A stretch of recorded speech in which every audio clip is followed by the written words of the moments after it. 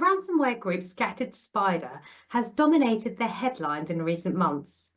The ransomware group has carried out a number of high-profile attacks across the insurance industry, the retail sector, and the airline industry. But where will it target next? I'm Yvette Essen, Head of Communications and Market Engagement for CyberCube. Joining me to talk through the findings of some new research looking at the tactics of Scattered Spider is William Altman. William is the Head of Cyber Threat Intelligence Services for CyberCube. William, thank you so much for joining me. Could you perhaps tell me, first of all, a little bit about Scattered Spider? Why is it such a unique threat at the moment for the insurance industry? Yeah, absolutely. Thanks for having me, Yvette. It's great to be here to talk about such an important issue that's facing security teams, companies around the world, their insurers. CyberCube is here to help. So who are Scattered Spider? Well, they're an urgent and escalating threat. Like I said, they're really out there targeting companies that are going to give them profit. They are a financially motivated extortion and ransomware gang. They're very good at social engineering, help desk manipulation, MFA bypass, some of these things that allow them to get into really big corporations. And why are we worried about them today? Well, like I said, they emerged in 2022. They had some success, about 4 or 5 really big publicly attributed attacks in that year. In 2023, they also had some really big attacks. 2024, there were some law enforcement activities that caused the group to shut down for a period to regroup, and they have come back with a vengeance in 2025. We've seen over the period measured from 2022 to today, about 21 different publicly attributable attacks to Scattered Spider. There could be other attacks that are similar to their tactics, but these 21 are the ones we know to really firmly be done by Scattered Spider. 11 of those have been done since April of this year through to today. So you can clearly see that this group is on a tear. When it comes to insurance companies, Scattered Spider's ability to target major corporations in the same industry, in the same geography, sequentially, one after the other, in very quick succession, really underscores the potential for significant correlated attritional losses within cyber insurance portfolios. And that's why we're here today. We built the Portfolio Threat Actor Intel service to help our clients identify companies that are most at risk of being targeted by Scattered Spider today. This includes looking at companies for their preferred dependencies on technologies, the technologies that Scattered Spider targets, as well as companies' security lapses and the known security lapses that Scattered Spider likes to target. So we match all that up and we give our clients a really clear indication of where they should focus their efforts in their book of business if they care about Scattered Spider today, which if you write medium and large size risks around the world, you should. So I would like to delve into the findings of our research, but a little bit of background. So this research has been conducted on, as you mentioned, portfolio threat actor intelligence. Tell me a little bit about how that works. It uses AI, for example, but give me a bit more of a description, please.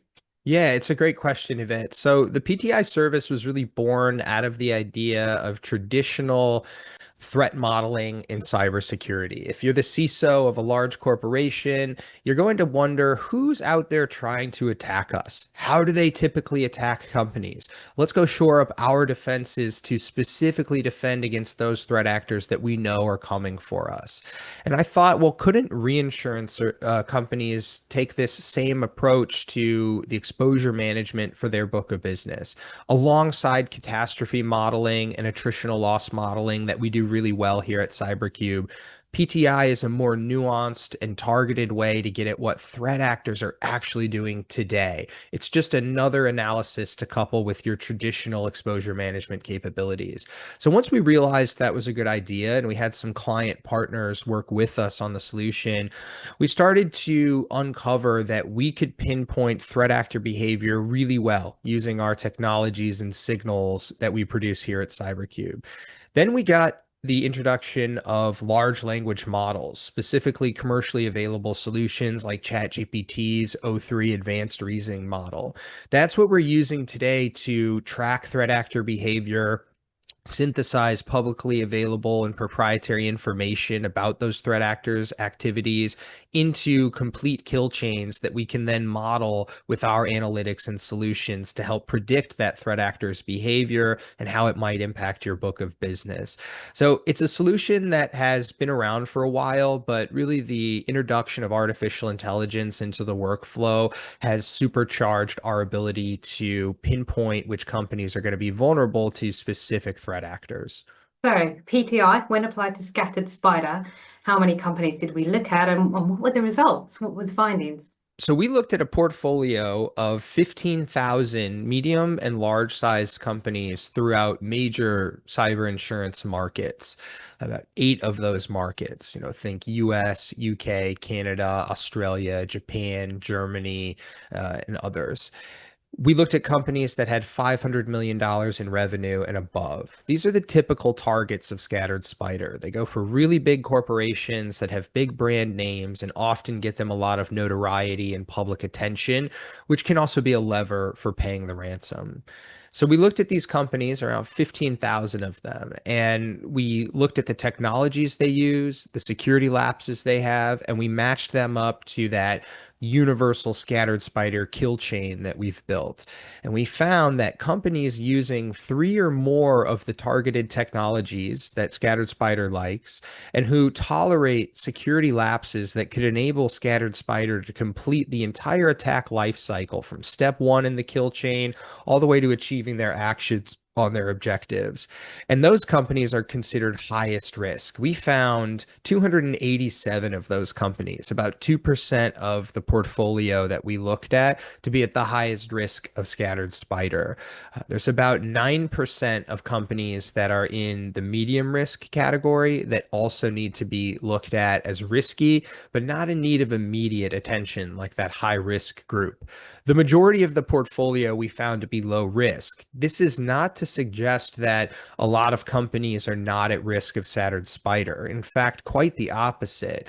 All medium and large sized companies need to be on the lookout for this threat actor. That in turn really reinforces the need for prioritization. And that's where our analysis comes in, because you have to be able to spend resources where the risk is greatest. And we can tell you where that risk is greatest using the PTI solution. So we've identified a number of companies and we've also looked at it across sector as well. Can you explain what the findings were by sector? Of course, yeah. So within that group of 287 highest risk companies for scattered spider, we can see all types of firmographic and security information about those companies. One of them is obviously industry. We mapped that out and determined that within that group of companies, there's the most risk contained within the manufacturing sector, followed by IT, education, retail, and a number of other industries. And this makes sense. Scattered spider has already attacked targets in several of those industries I mentioned, really underscoring that higher risk designation for companies in those sectors.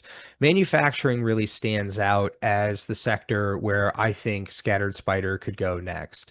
This is an industry that has a very low propensity to tolerate downtime. Every second something's not rolling off the line, they could potentially lose money. Scattered spider knows this. They're going to use operational downtime as a lever to get a ransom. There's all sorts of other reasons they might attack manufacturing companies due to the technologies they use, the security lapses they tend to target. I think that's where they're headed next, but we very well could see them attack another industry because they're quite opportunistic. They'll go wherever the money is and wherever the opportunity is. Today, we see them targeting airlines. It's interesting. CyberCube, out of our 15,000 companies, we identified 7 airlines that are at highest risk of scattered spider.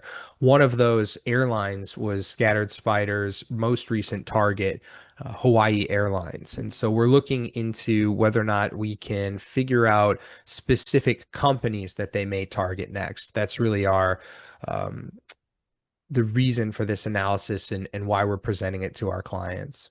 You might ask, Yvette, what are clients able to do with this analysis? What can they actually do once we've told them what companies in their book of business are most at risk of scattered spider?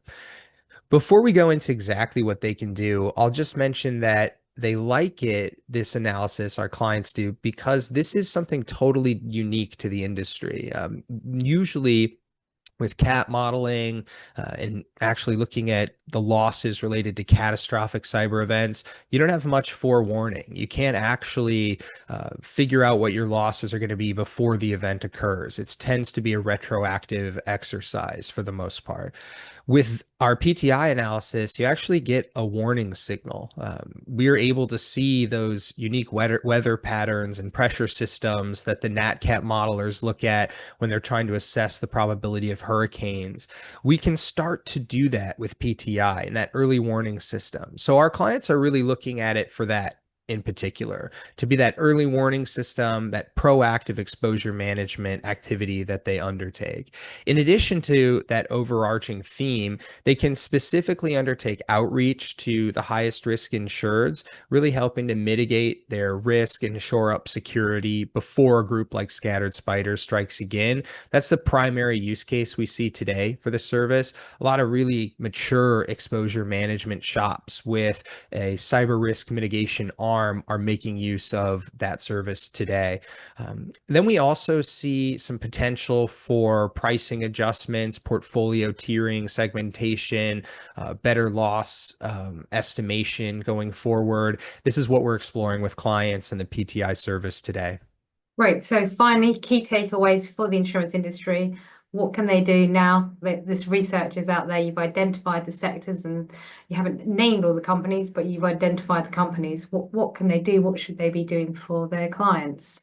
First and foremost, you have to realize that Scattered Spider is a very sophisticated group. If they set their sights on a company, it's very likely that they'll get in. Just the way that they're doing this through the human element is so effective. So my number one suggestion is that if you think you have companies in your book of business that are vulnerable to Scattered Spider, you should start talking to them about what their incident response plans are, whether or not they can continue to operate and generate revenue with degraded performance of their network. Have they practiced this? Have they done those tabletops? If the answer is no, I think that's something as an insurer that you can start to try to incentivize amongst that insured. If they say yes, and that's very much on top of it when it comes to threat modeling for groups like Scattered Spider, I think that's a really good thing, and you can rest easy at night knowing that. I think there's other things that insurers and companies can do to be more secure. If you look at the technologies specifically that Scattered Spider targets, one of their favorite methods of infiltration is to trick an IT help desk employee into resetting multi-factor authentication credentials.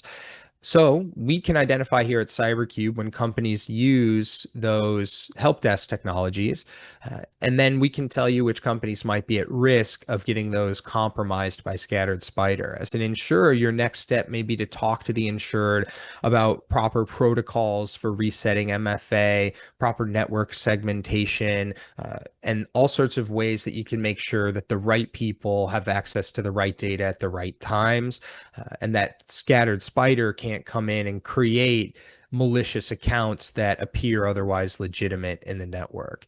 So we can help with this. If you're interested in knowing which companies in your book of business are most vulnerable to Scattered Spider and what you can do next to mitigate that risk, just get in touch with us at CyberCube. We're here to help. You can certainly get in touch with us at info@cybercube.com.